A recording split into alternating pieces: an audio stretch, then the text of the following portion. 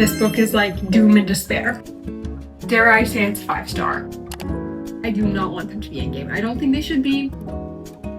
I already want to reread this book.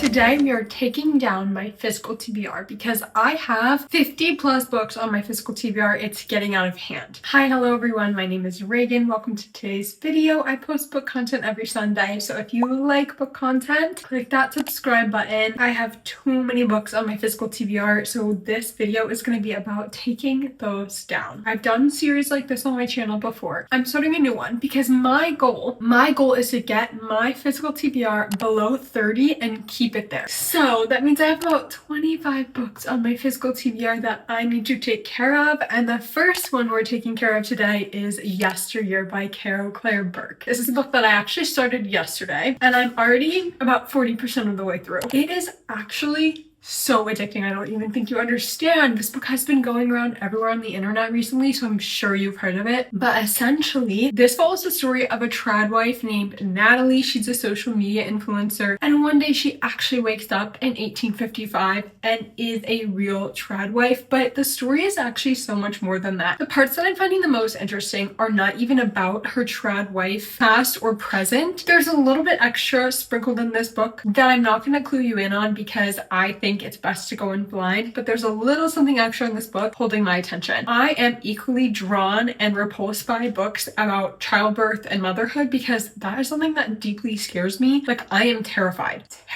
of childbirth. Like, it sounds like hell. This book has a lot to do with that because of the trad wife kind of situation, and it's freaky. This book specifically, which leans kind of more towards a psychological thriller, really makes me not excited for the rest of my life, number one. 2, for childbirth, which I wasn't excited for anyways, and I don't think I'm going to opt into. And 3, motherhood. Now I'm scared. Like, that's why these types of books like equally drag me in and push me away, because there's some things that I'm like, I don't want to know that. I don't want to think that's a possibility. Like, I just get it away from me. I was also so lucky to get the UK cover when I was in London because this cover is absolutely gorge and I love it. I really want to binge this book. However, I do really need to finish one of my final papers. That is a 10-page paper that is due next week. Other books in terms of this video, we're going off of my Fable want to read list because everything on my Fable want to read list is a book on my physical TBR. I have a few here with me on this shelf right up here. I don't know. I'm just literally gonna see where the wind takes me and what my mood is because I'm kind of a mood reader. So we're just gonna see what my mood is for the video and pick up books as I go. But this is our first book and we're gonna continue on with this today at some point, but I really need to get on that essay.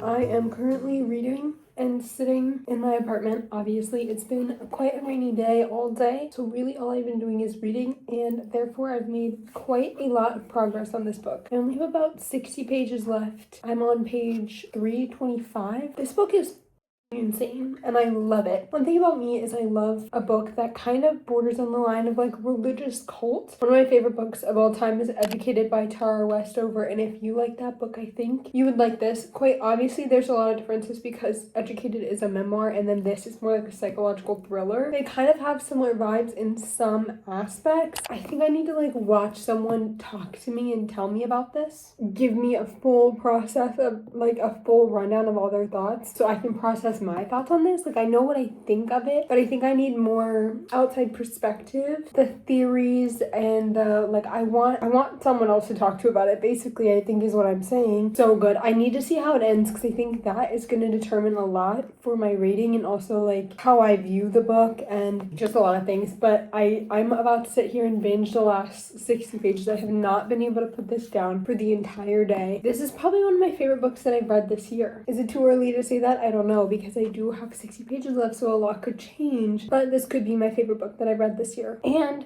it's a book off my physical TBR, so, and I think I'll come back to you and talk about it when we're done, or when I'm done reading this book. I finished Yesteryear by Caro, and I hope also that you can't hear. No!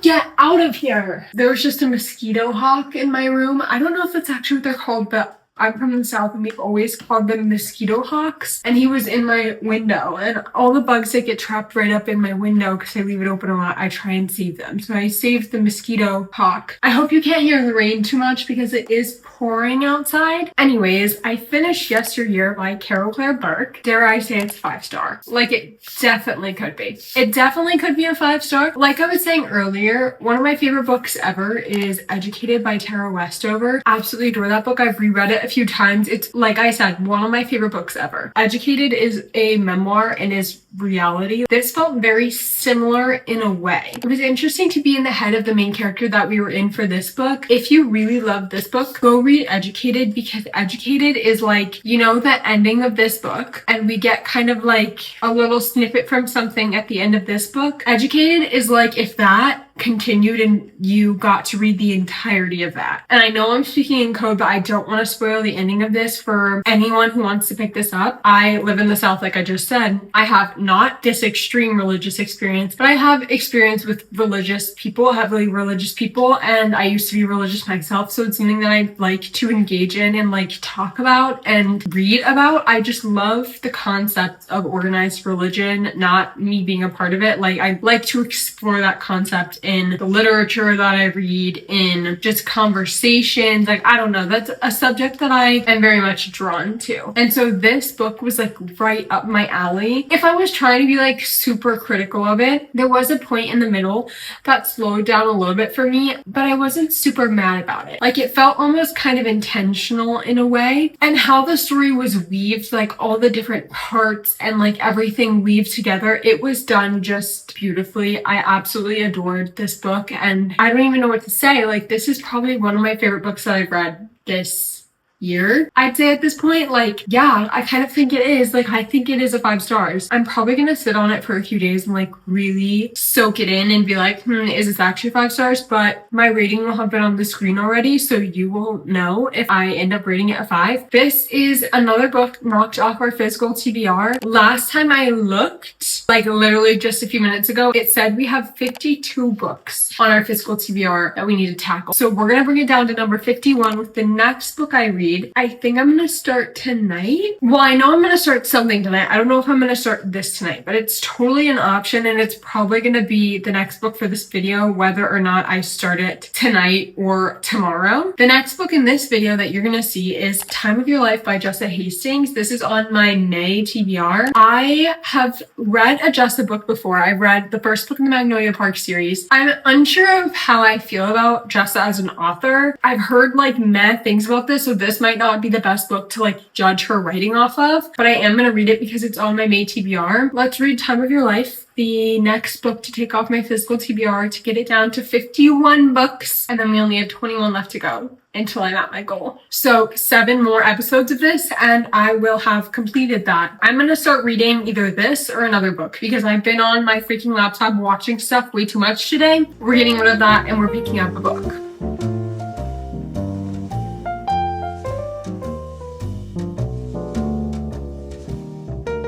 I'm now 10% and 3 chapters into this book, and honestly, it sucked me in. Like, I'm kind of remembering how good Jessa's writing is, and this book isn't even her best work. I fear I might like it. Like, I fear I'm a little bit giggling, and I fear I'm gonna get my heart broken. And I don't know if this ends in a happy ending, unfortunately, so maybe this was worth it. Like, it's definitely toxic. Like, honestly, kind of hate Joa a lot. Like, I hate Joa, but it's okay, but I'm having the best time, so I don't know. But I'm putting it down for the night, and I'm gonna pick it up again tomorrow.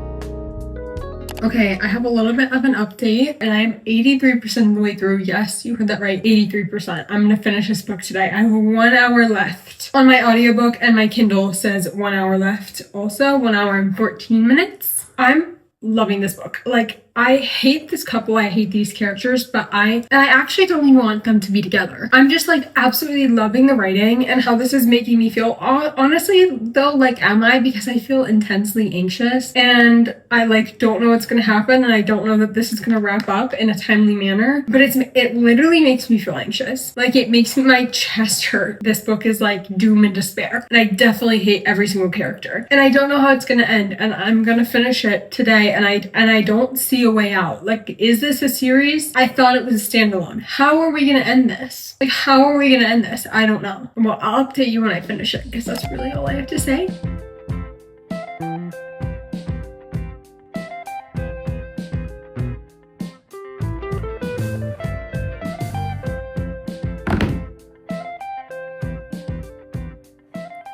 So I actually finished Time of Your Life by Jessa today. I finished most of it while I was at home, but the last like literally 5 minutes of the book and the audiobook I finished on my commute to school. Unfortunately, it's a series. I didn't know that, and I'm trying to do my best to not start as many series as I can, but it's like kind of unavoidable because all the books on my physical TBR are a part, like first books in a series or a part of a series that I haven't started yet, and so it's kind of hard. And I didn't know that this was a series. Now I don't know if I'm going to continue on with series. That being said, I really enjoyed this book. It was heartbreaking and very heavy, and it's very, very similar to Magnolia Parks in the way that the relationships are handled, and obviously the writing, because it's the same author. I can't speak to the characters necessarily. I can't speak to like everything because I've only read the first Magnolia Parks book, but if the next book comes out and I'm like, I kind of want to pick that up, I will, but it's not my priority. Like, it's not a priority for me to continue or finish, to be quite honest, but I had a good time while I was reading it. Like, I quite genuinely hated our MMC. Like, I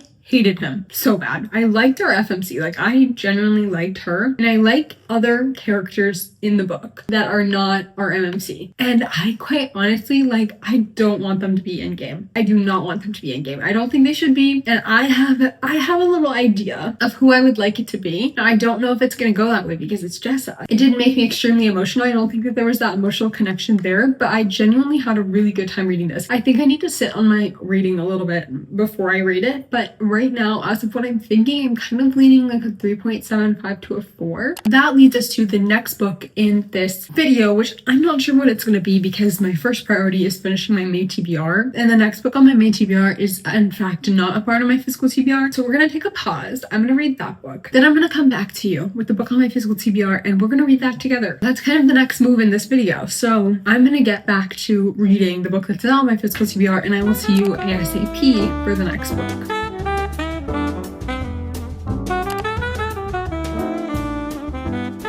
I started Enigma by Runyx, and I just read the first chapter. Loving it so far, like absolutely addicted to the vibes. It's like dark academia. These are at Mortimer University, which is like a cliffside university on like the coast. I also know that our like main girl, she's going to school for forensics. She is a part of like this really wealthy family who are legacies at Mortimer University. Something happened, something happened with her family. There was like a recent scandal, so her mom was like, oh, we don't want you to go to college, we don't want any more scandal in the family. It's like, no, it'll be fine. So she goes, and then they find a dead body on the beach. Major obviously is forensics, so she like gets up in there and she's like, oh, time of death, but like